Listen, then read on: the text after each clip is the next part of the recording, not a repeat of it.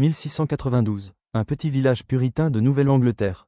Quelques jeunes filles commencent soudainement à crier, trembler, convulser, accuser des habitants d'être des sorcières. Quelques mois plus tard, des dizaines de personnes sont arrêtées, plusieurs sont exécutées et une ville entière sombre dans la paranoïa. Cette affaire deviendra l'un des épisodes les plus célèbres de l'histoire américaine, les procès des sorcières de Salem. Mais ce qui rend cette histoire fascinante, ce n'est pas seulement la peur de la sorcellerie. C'est le fait que des humains ordinaires aient réellement cru vivre une attaque démoniaque. Alors, que s'est-il vraiment passé à Salem?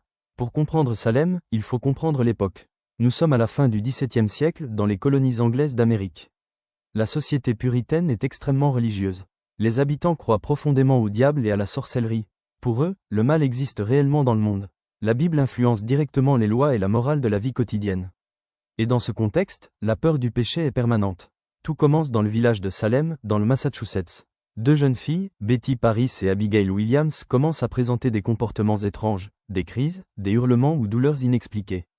Les médecins de l'époque ne comprennent pas. Et rapidement, on pense qu'elles seraient victimes de sorcellerie. Dans une société profondément religieuse, cette idée paraît crédible. Sous pression, les filles commencent à accuser plusieurs personnes du village. Parmi les premières accusées, une esclave nommée Tituba, décrite comme une femme pauvre et marginalisée socialement. Ce détail est important. Les premières victimes sont souvent des personnes déjà vulnérables ou mal vues. Mais très vite, les accusations s'étendent et là, tout devient incontrôlable. Les accusations se multiplient. Chaque crise et comportement étrange devient une preuve. Des habitants commencent à croire que le diable agit dans la ville.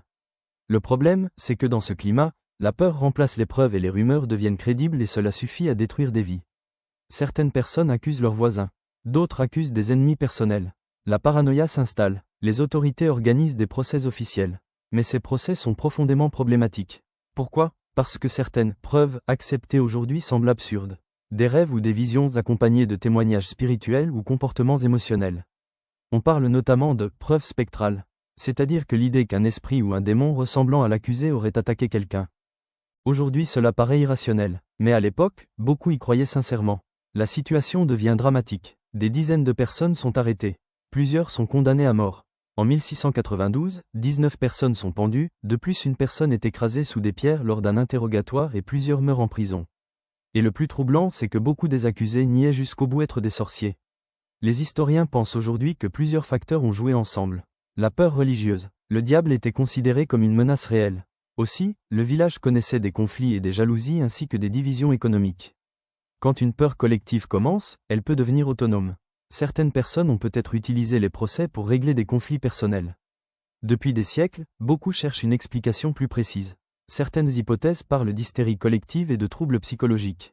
Une théorie célèbre évoque même un possible empoisonnement par l'ergot de seigle, un champignon pouvant provoquer des hallucinations et des convulsions, mais aucune théorie n'explique parfaitement toute l'affaire. La vérité est probablement un mélange complexe de peur, croyances et contexte social. Avec le temps, les autorités commencent à douter. Les accusations deviennent trop nombreuses. Même des personnes respectées sont visées. Progressivement les procès ralentissent et les condamnations cessent.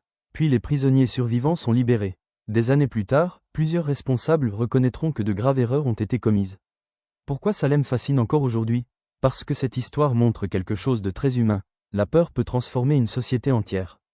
Salem est devenu un symbole de paranoïa collective, d'accusations sans preuve et de manipulation par la peur. Et ce qui rend l'affaire troublante, c'est que les habitants ne se voyaient pas comme des méchants.